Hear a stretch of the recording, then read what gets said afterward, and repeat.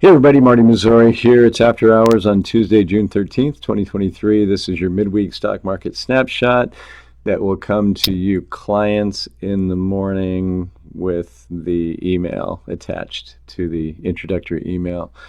So folks, I'm just going to kind of go through what I've been going through a lot lately, the S&P, the QQQ, the ETF that tracks the NASDAQ 100 index, and we'll look at the dollar, but I'll talk at you for a minute just leading in. So CPI came out today. Headline CPI came in a little less than consensus expectations, came in softer than last month.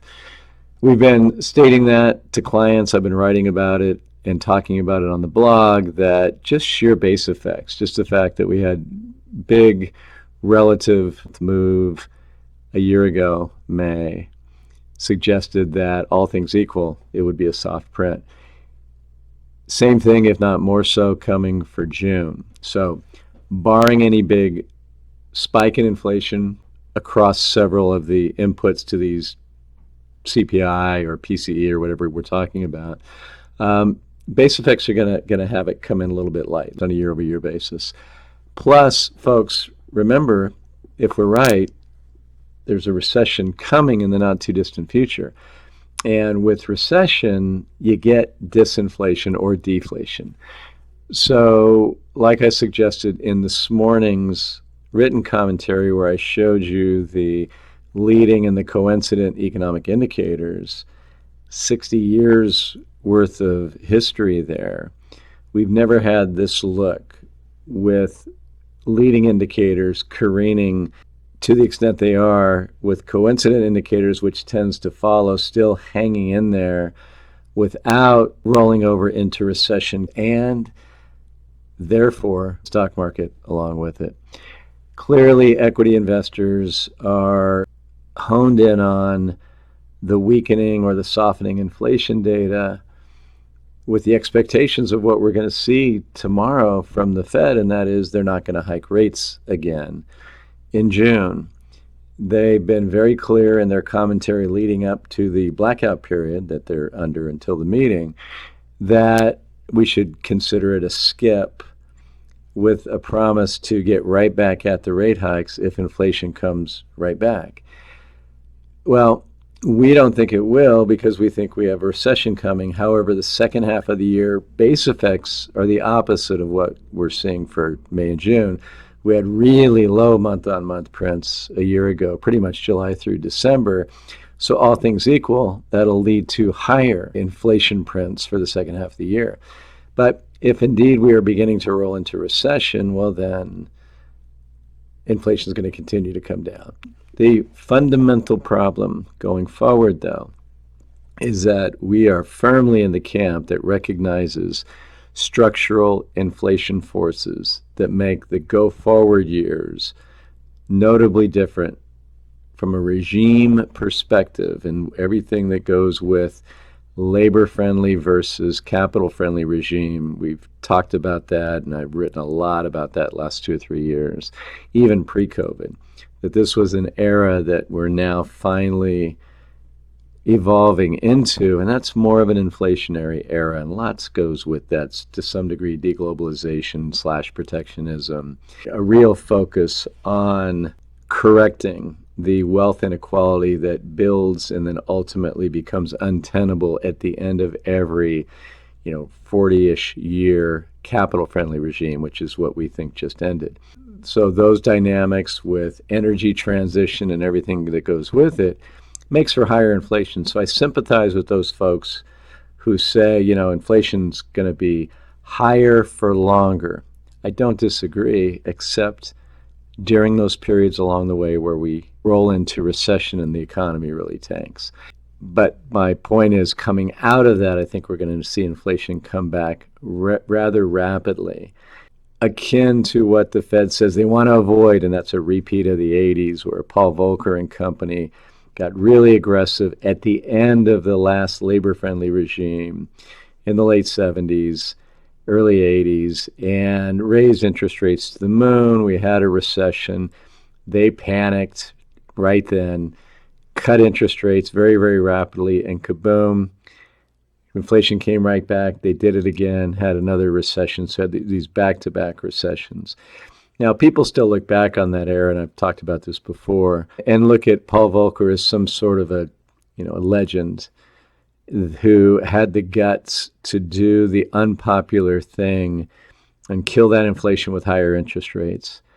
I strenuously disagree that Paul Volcker did the trick. In fact, if you really study that time and you look at the notes and the commentary, he was actually telling his team he didn't think it would work. It didn't work for Arthur Burns when he raised interest rates 10%. And he had some political constraints that he succumbed to that kept him from being as aggressive as some people think he should. I think you really want to credit the disinflation of the last few decades, at least the genesis of that, to the elections of people like Ronald Reagan and Margaret Thatcher, who had a real top-down, capital-friendly approach, globalization, all those things that are disinflationary, essentially inspire productivity enhancements and investments and that sort of thing. And it was time for that because of the inflation that comes with a labor-friendly regime.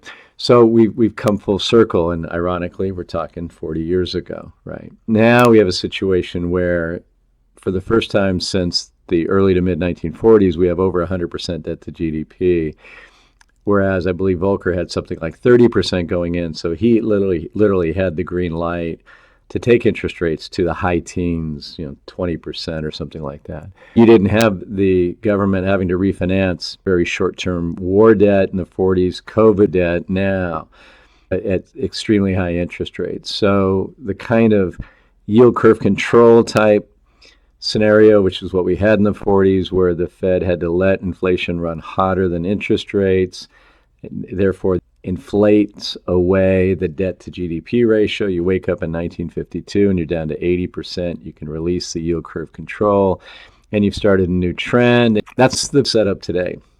Hence the big conundrum, right? The market seems to be pricing, and I mean the equity market, in a soft landing. A soft landing being like magic, the economy and inflation just glides down and softly lands at their 2% target, and it stays parked there for a long time going forward. We think that's just very unrealistic.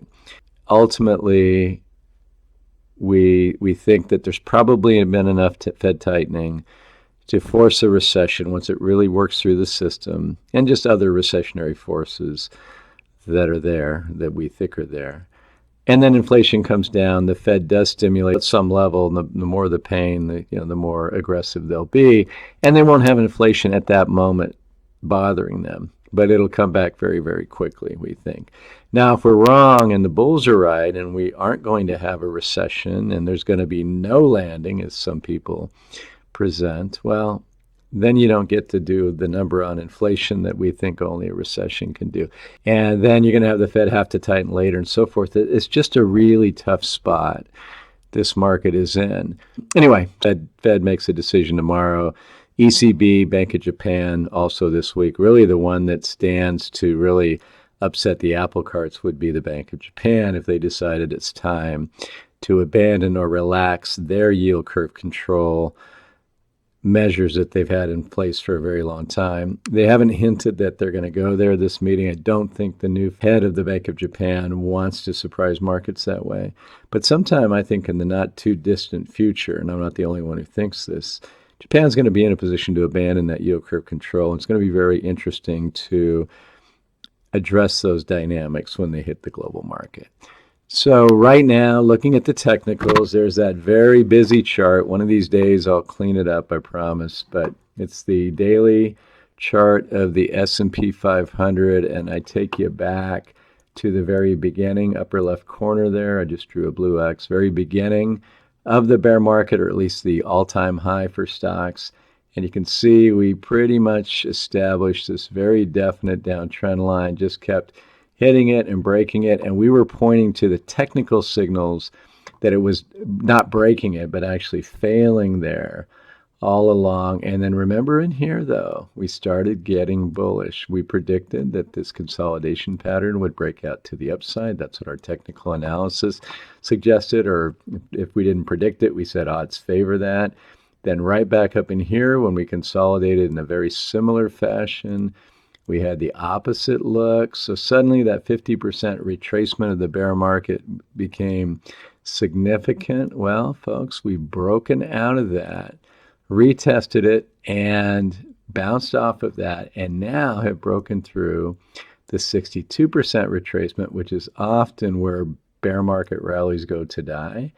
Well, we actually bounced above that today, right, on that soft CPI news, right? Still have the bearish divergence on the MACD, but it's getting close to being burned away. We are the most oversold we've been. In fact, the only other time we've really been, I don't mean oversold, I mean overbought above the red line here on the RSI, since right here when we peaked here in August and finally went down and found a so far low in the bear market, right? Notice we were flagging that we're probably going to come off of there by the time we were there. So it's a very heavy market. I have to tell you, though, that from a technical perspective, if this keeps going, before you know it, it's not going to be a bearish technical setup. It may be short-term bearish from here, but it's going to look like a sustainable move into a new bull market. We're not there at this point, but the more this goes on, if it does, the more we're going to have to start telling a different story about at least what the technicals say about the market going forward. The daily chart of QQQ, the ETF that tracks the NASDAQ 100 index. You can see here we're coming out of this channel in a rising wedge pattern, have a long divergence here, but it's just a flat line, but we have a new high. You can call it a marginal high. And here we are again, overbought big time, meaning too much of a good thing too quickly, perhaps. And so this is the kind of setup, that can get ugly to the downside. Along the way, though, we've broken through key moving averages. They're sloping in the right direction. We just bounced through the 62% retracement, sliced through that after butting our head against it for a while, retested it right here, just kind of bounced off of it, and we're right at the top end of the rising wedge pattern right here. Really heavy looking market to us. Yeah, I guess we were this overbought right at the top of the all-time high, right? So again, I basically would say the same thing about the S&P. Short-term overextended, could definitely get some corrective action, but if we keep bouncing higher, we are going to be in a new bull market by our definition sooner than later. And again, from a technical perspective, I need to qualify that. We'll have to tell a different story. In our end of April analysis, the dollar was a negative because we had a bullish pattern setting up right here, right? And I said that if the dollar rallies, that's going to be a headwind for stocks, and we had a really nice rally. So the technicals worked perfectly on the dollar. And the S&P equal weight went down 3.4%. So it really was a miserable month for the market overall, right? Well, this month we had an opposite pattern building. We were beginning to get a bearish divergence here on both of these, and we had a rising wedge pattern. So I said, folks, if this plays out and the dollar breaks down, that's going to be bullish for stocks. So sure enough, these last few days, as the market has rallied, the dollar's come down. So we'll see how this continues to play out. And it still looks like a bearish dollar chart to me right here. And recently, I've shared a couple of long-term things with you, long-term indicators that we track usually on a weekly basis. I showed you the monthly Bollinger Bands, and it was showing us something that almost always spells new bull market. Another one would be the 50 and 200-day moving averages crossing over in a bullish fashion. And you go back historically, and these typically are good signals that we're off to either a renewed bull market after a correction or a brand new bull market after a bear market, with the caveat that recessions can change that dramatically. So as we go through all the work we do and we continue to look at what is a macro backdrop that does not look pretty from an overall economic perspective, but then we see the market doing things other than breadth. Breadth has been miserable, meaning not remotely all boats rising with the tide, and that's the sign of a not so healthy market. So the breadth hasn't been good.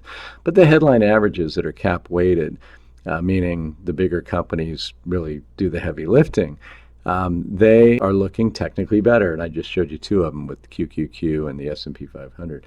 So I get why the bulls are so excited, except when you throw a recession on top of them. That's where these patterns tend to fail.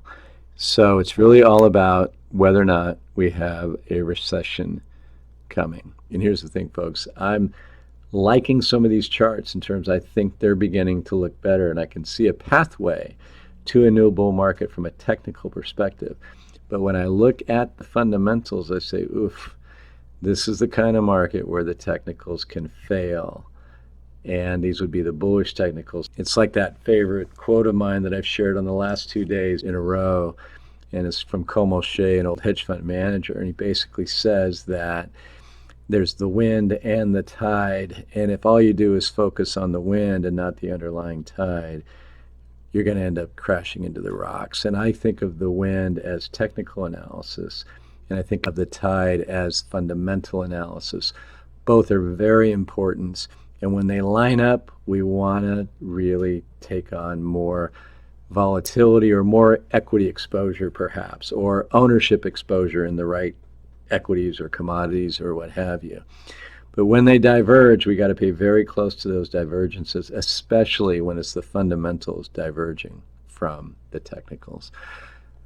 Thank you, folks, as always, for watching and listening, and I'll be back Thursday morning with the written note, and then Friday with another update, and then the economic update over the weekend. Have a good one. Thanks again. Bye-bye.